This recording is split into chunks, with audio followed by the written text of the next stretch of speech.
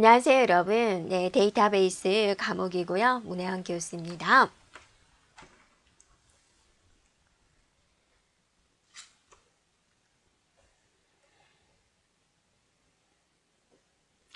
자, 우리가 이번에는 관계형 데이터베이스에 대해서 살펴볼 건데요. 관계형 데이터베이스다. 데이터베이스의 종류가 여러 가지가 있는데 관계형 데이터베이스다. 그러면 이제 현재 우리가 많이 사용하고 있는 거고요. 나타나는 형태를 무슨 형태로 표현하냐면 이제 테이블 구조 형태로 표현을 합니다. 그래서 테이블 형식이란 무엇일까라는 거죠. 그러니까 테이블의 용어가 이제 우리 현실에서 쓰는 테이블이 있고 데이터베이스 쪽에서 쓰는 테이블의 구조는 이런 형태예요. 그래서 여러분이 많이 봤을 거예요. 엑셀도 이런 걸로 되어 있죠. 여기다가 이름을 쓰고 생년월일 쓰고 주소 쓰고 전화번호 쓰고 그래서 홍길동이라는 사람 어쩌고 저쩌고 이런 식으로 표현한 것 표라고 생각해 주면 좋겠군요. 이런 테이블 구조로 표현한 것이 뭐다?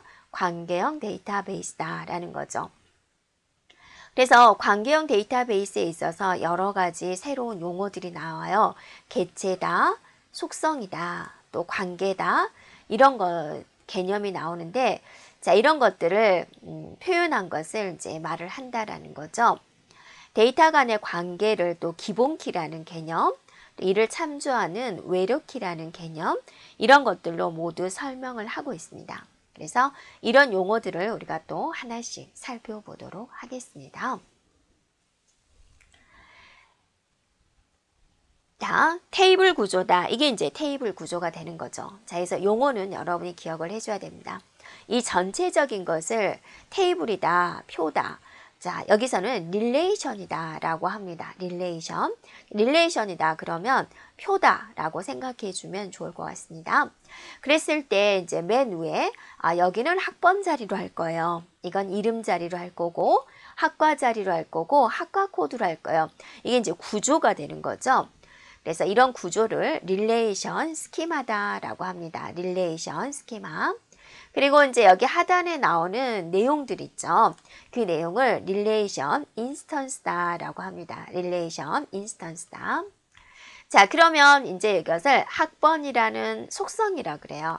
근데 이게 좀 이름이 여러 가지가 있어요. 속성이다라고도 하고 뭐 필드다라고도 하고 또 아이템이다라고도 하고 다 여러 가지 말로 지금 쓰고 있습니다. 그러면 여기 같은 경우는 속성이 이 표 같은 경우는 속성이 몇 가지예요? 하나, 둘, 셋, 네 개가 되죠. 네 가지군요. 그랬을 때 속성의 개수를 우리는 뭐라고 하냐면 용어상으로 차수다라고 그래요. 영어로는 디글이다라고 그래요. 그래서 지금 현재 차수다라는 것은 속성의 개수이기 때문에 현재는 4다라고 하는 거죠. 네, 기억을 해주고요. 됐죠? 자, 이번에는 이제 김하영 학생에 대한 모든 정보, 이 한 줄 한 줄 한 줄을 뭐라 그러냐? 튜플이다 그래요. 여기서 속성은 또 열을 의미하죠. 튜플은 이 가로잖아요. 이걸 우리는 행이다라고 하는 거죠. 한 사람에 대한 것, 또 다른 말로는 레코드다 그런 말도 쓰고 있습니다. 그럼 지금 같은 경우는 여기가 이제 튜플의 개수가 여러분 몇 개예요? 튜플의 개수 4개군요. 튜플의 개수를 우리는 뭐라 그러냐? 카디날리티라 그래요. 카디날리티. 영어로 쓰다가 날리티다. 난리 났어요. 네, 카디날리티. 이렇게 된다라는 거죠. 자, 새로운 용어 되겠나요? 자, 릴레이션, 속성, 튜플. 그다음에 차수. 이거 우리나라 말로 기수라고 합니다. 자, 그 다음에 여기서 용어상으로 뭐가 또 하나 나오냐면 도메인이다 라는 용어가 나와요. 도메인이다 라는 것은 속성이 가질 수 있는 값들의 집합이다 라고 그랬어요. 뭘까? 예를 들면 자 지금부터 초등학교의 학년이라는 속성이에요. 나올 수 있는 값은 뭐가 있을까요? 1, 2, 3, 4, 5, 6이 있어요. 7이 나왔네? 그건 잘못된 거죠. 이게 바로 도메인이다 그거죠. 자, 성별입니다. 성별에서 나올 수 있는 것은 뭐뭐 있을까요? 남이다, 여다가 나오는 거죠. 이런 게 도메인이다 라는 거죠. 그래서 속성에서 나올 수 있는 값들 키들의 집합을 뭐라 그런다? 바로 이제 도메인이다라고 한다라는 거죠. 됐나요? 자, 전반적인 용어가 나왔는데 여러분 꼭 기억을 해주고요. 자, 이번에는 릴레이션이 가지고 있는 특징을 보겠습니다. 유일성이다 그랬어요. 유일성이다 그러면 서로 다른 값을 투풀들은 서로 다른 값을 값습니다 라는 거죠. 예를 들어서 여기가 이제 홍길동이라는 사람이고 일반이고 1번이고 어쩌고저쩌고가 있겠죠. 이걸 우리는 하나의 투풀이다 라고 그랬죠. 자, 그러면 투풀 2도 있어요. 이 1번과 2번은 절대로 중복이 일어나지 않아요. 물론 동명이인이 있을 수 있어요. 속성 같을 수 있어요. 하지만 번호는 다르겠죠. 이게 다르겠죠. 그래서 완전히 똑같은 것은 존재할 수가 없다. 즉 투풀의 유일성입니다. 그 다음에 데이터베이스에서는요. 순서가 상관이 없어요. 내용이 중요한 것이지 뭐가 먼저 나오고 그것은 의미가 없어요. 특정한 개체를 앞에 나온다 그러면 이제 정렬이라는 명령어를 쓰면 되겠고 투풀이다, 속성이다 라는 것은 순서가 없습니다. 그래서 이 레코드가 있을 때 내용이 중요한 것이지 누가 먼저 나오는가는 상관이 없다. 자, 앞에 이제 속성 할 때도 이름 번호가 있을 때 이름 번호든 번호 이름이든 상관이 없다. 속성의 무슨 서, 투풀의 무슨 서. 자, 속성의 원자값을 갖습니다. 성별, 당신의 성별은 무엇입니까? 남녀. 이런 거 되나요? 안 되죠. 남자이거나 여자 둘 중에 하나만 쓰는 거죠. 그래서 이 하나의 속성에 들어오는 것은 데이터 값이 뭐다? 하나여야 된다라는 거죠. 이게 바로 속성의 원자값이 되겠습니다.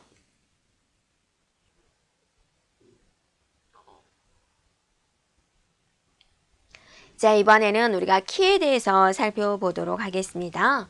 키다라는 것은 뭐냐면 일단 이론적으로는 이렇게 설명을 해요.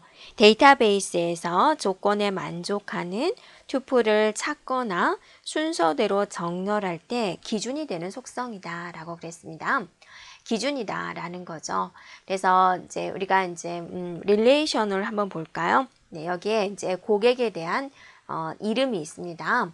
그 다음에 고객 번호가 있습니다. 우리가 이제 기본적으로 전화번호 필요하죠. 주소 필요하죠. 뭐 구인 목록 이런 것들이 이제 필요하죠. 쭉 되어 있다라고 했습니다. 그래서 홍이라는 사람, 김이라는 사람, 박이라는 사람 이제 이런 내용들이 다 있겠죠. 그래서 한 10,000건의 데이터가 있다라고 가정을 했을 때 내가 어떤 걸로 검색을 하면 딱 한 사람만 추출되는 거예요. 그게 바로 뭘까요? 이 중에서는 아마 고객 번호가 되겠군요. 이런 식으로 어떤 걸 찾을 때 쓰는 것을 우리는 키다라고 그래요. 자, 그런데 여기서 고객 번호도 있고 여기 뭐 주민번호도 있다라고 할까요? 주민번호로 찾아도 되죠. 또 고객 번호만 치면 딱 한 사람이 검색이 되는데 고객 번호 이름이라고 쓰면 어쩔까요? 또 한 사람만 검색되죠. 이름, 고객 번호, 전화번호까지 써도 한 사람만 되죠. 이렇게 다른 사람들을 구분할 수 있는 것, 그걸 이제 유일성이다 그럽니다. 속성이 한 개가 들어와도 되고 두 개가 들어와도 되고 세 개가 들어와도 상관없어요. 무조건 딱 한 사람만 추출할 수가 있다. 그거는 이제 우리가 유일성이라고 하고 그러한 키를 만족하는 것을 우리는 슈퍼키다라고 그래요. 그래서 슈퍼키는 뭐만 만족하면 돼요? 유일성만 만족하면 된다라는 거죠. 투플들을 이 하나하나를 우리가 행이다 라고 하고 또 뭐라고도 말을 하죠? 투플이다 라고도 말을 하죠. 하나하나의 투플들을 유일하게 구분하는 키가 슈퍼키다 라는 거고 한 개 이상의 속성으로 이루어진다. 한 개도 되고 두 개도 되고 세 개도 되고 뭐만 보장하면 된다? 유일성만 보장하면 된다. 이런 걸 만족하는 게 바로 슈퍼키가 된다라는 거죠. 그래서 이름, 고객번호, 전화 이렇게 3개 들어와도 되고 4개 들어와도 되고 이런 방식이 되는 거죠. 자, 이번에는 이제 하나만 부르면 될 걸 뭐하러 속성을 두 개나 쓰겠습니까?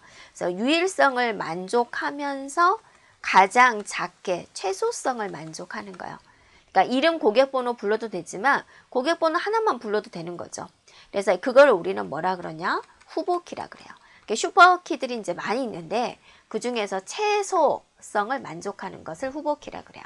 그러면 여기 테이블에서 후보키가 될 수 있는 거, 딱 한 사람만 구분할 수 있는 거, 예를 들면 여기서 같은 경우는 뭐겠습니까? 고객번호, 그다음에 주민번호가 되겠군요. 고객번호로 불러도 되고 주민번호도 불러도 되죠.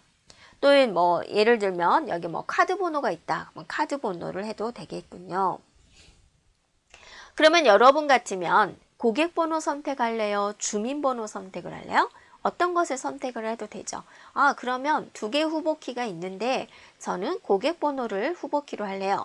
남은 하나는 뭐가 되냐면 주민번호가 있죠. 그러니까 후보키 중에서 딱 선택된 것은 우리가 기본키라 그래요.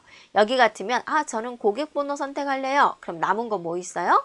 주민번호가 있군요. 그럼 주민번호는 뭐라고 말을 하냐면 대체키다라고 이야기를 합니다. 됐나요? 네. 그래서 만약에 학번이다, 주민번호다, 카드번호다 이런 것들이 모두 어떤 한 사람만을 지칭할 수 있는 건데 이 중에서 내가 학번으로 할래요. 그러면 학번은 기본키가 되는 것이고 남은 주민번호, 카드번호는 이제 대체키가 되겠군요. 네, 그렇게 생각해 주면 되겠습니다. 자, 됐죠? 자, 키에 대한 내용은 기본적인 내용이에요. 그래서 여러분이 기본적으로 알아야 되는 그런 부분이 되고요. 자, 이번에는 외래키에 대해서 볼게요. 외래키는 이제 좀 생각해 줘야 돼요. 그러니까 이제 우리가 또 중요한 부분이 되겠죠. 다른 릴레이션을 가르쳐요. 우리가 이제 테이블과 테이블을 연결할 수가 있는 거죠. 여기에 이제 예를 들어서 감호 코드가 있다. 그러면 이제 감호 코드가 있고 교수자 있죠. 조금 크게 그려볼까요? 우리가 이해를 돕기 위해서. 자, 여기에 이제 학생의 회원 이름이 있고 학생의 이름이 있고 수강한 과목 코드가 있고요. 이게 이제 하나의 테이블이에요. 또 다른 테이블에는 이제 과목 코드가 있고 뭐 여기 번호도 있겠죠. 네. 과목 코드가 있고 이제 교수 이름이 남아 있는 이런 테이블이 있어요. 그래서 이 A라는 테이블과 B라는 테이블은 이렇게 과목 코드로서 연결이 되어 있어요. 이렇게 다른 테이블을 가리키는 것을 뭐라 그러죠? 바로 외래키라고 하는 거죠. 네. 그래서 다른 테이블을 가리키는데 다른 테이블에서 이 과목 코드는 이 테이블에서 기본키여야 돼요. 그래서 다른 릴레이션, 다른 테이블의 기본키를 참조하는 것을 우리는 외래키라고 한다라는 거죠. 그 다음에 또 중요한 게 이 말을 잘 이해해 보세요. 외래키 값은 참조된 릴레이션에 존재하는 거여야 돼요. 또는 비워둬도 돼요. 널 값이어도 돼요. 이렇게요. 자, 여기서 과목 코드가 예를 들어서 1, 2밖에 없어요. 1 어딨나요? 참조할 수 있죠. 2 어딨나요? 참조할 수 있죠. 3이라고 쓰면 어쩔까요? 안 되는 거죠. 3이 없는데 어떻게 참조하겠어요? 그러니까 이 말을 바꿔서 말하면 있는 것만 참조해라 라는 거예요. 이걸 많이 헷갈려 하는데 여기를 여러분이 쇼핑몰이다 라고 생각을 하고 얘를 장바구니라고 생각을 하세요. 쇼핑몰에 있는 물건만 장바구니에 담을 수가 있죠. 없는 물건을 장바구니에 담을 수 있나요? 없잖아요. 네. 그래서 그렇게 생각해 주면 되고 여기는 이제 널이어도 돼요. 이게 기본키를 제외한 모든 것들은 널이어도 돼요. 널이라는 것은 뭐냐면 내가 이걸 비워둘 수 있다라는 거죠. 홍길동이라는 사람의 고객번호 생각이 안 나요. 좀 비워두고 전화 주소 구인 목록 쓰고 그 다음 사람 넘어갈 수가 있느냐? 그렇지 못하는 거예요. 기본키로 설정이 되면 거기는 반드시 채워져야 돼요. 네. 그래서 기본키를 제외한 나머지는 이거를 비워둬도 돼요. 비워둔다. 널 값이다. 그거죠. 그러니까 당연히 외래키도 널 값이 될 수 있습니다. 네. 중요한 것은 참조된 릴레이션에 존재하는 거예요. 이걸 이론적으로도 알고 이 표를 보여줘요. 보여줘서 다음 중 잘못된 것은 해가지고 여기에 뭐 3이 있다든지 그럼 이건 잘못된 거죠. 외래키 속성과 그것이 참조하는 기본키 속성은 이름은 달라도 되죠. 하지만 도메인은 같아야 돼요. 이게 감호 코드에 대한 내용이니까 양쪽은 어때요? 감호 코드에 대한 내용이어야지 찾을 수가 있겠죠? 자, 하나의 릴레이션에는 외래키가 여러 개 존재할 수 있습니다. 이 탭도 여기서 또 다른 테이블을 또 참조할 수가 있겠죠. 외래키는 기본키가 될 수도 있어요. 기본키이면서 외래키가 될 수도 있겠다라는 거죠. 네, 이해되었나요? 네, 중요한 부분입니다. 자, 우리가 이번에는 무결성에 대해서 살펴보도록 하겠습니다. 무결성이다 라고 한다면 어떤 일관된 상태로 유지하기 위한 규칙이다 라고 볼 수가 있고, 무결성이다 이 자체가 데이터를 결함이 없는 상태, 즉 정확하고 유효하게 유지하는 것을 말을 합니다. 그래서 대표적인 무결성 조건 좀 많이 있어요. 근데 대표적으로 우리가 꼭 알아야 될 거는 두 가지를 먼저 기억을 할게요. 개체 무결성이다. 그 다음에 이제 참조 무결성이다. 일단 두 개를 꼭 기억을 합니다. 개체 무결성이다 라고 하면 얘는 무슨 키하고 연결된 거냐면 기본 키의 개념과 연결된 거예요. 그래서 문장 중에서 기본 키가 어쩌고 저쩌고 나오면 개체 무결성이고요. 참조 무결성은 뭐랑 연결된 거냐면 외래 키하고 연결된 거예요. 그래서 다른 테이블을 참조하고 어쩌고 저쩌고 나오면 이제 참조 무결성이 돼요. 구체적으로 살펴본다면 기본 키는 여러분이 널이 될 수 있나요? 없죠. 널이 될 수 없어요. 그 다음에 중복될 수 있나요? 안 되죠. 네. 10,000명 이상의 사람들이 앉아 있더라도 뭐 하나만 누구야 라고 하나만 부르면 딱 한 사람만 일어날 수 있는 그게 이제 우리가 기본키라고 보는 거죠. 그래서 기본키는 널이 될 수 없고 중복된 값을 가질 수 없어요 라는 조건을 우리는 개체 무결성이다 라고 합니다. 자, 외래키는요 다른 테이블을 참조하는 키죠. 그런데 자, 여기 A라는 테이블에서 B라는 테이블을 이렇게 참조한다 라고 그랬죠. 근데 B라는 테이블에 없는 것은 참조할 수 있나요? 안 되잖아요. 그걸 이제 풀어서 쓴 거예요. B라는 테이블의 투플을 참조하려면 참조되는 투플은 반드시 B 릴레이션에 존재해야 된다라는 거죠. 네, 그러니까 반드시 있는 것만 참조할 수 있어요. 라는 것이 우리가 참조 무결성이 되는 것이고요. 추가적으로 이제 하나 더 우리가 이제 도메인 무결성이라고 있다. 도메인 무결성이라는 것은 뭐냐면 도메인 형식에 맞아야 된다.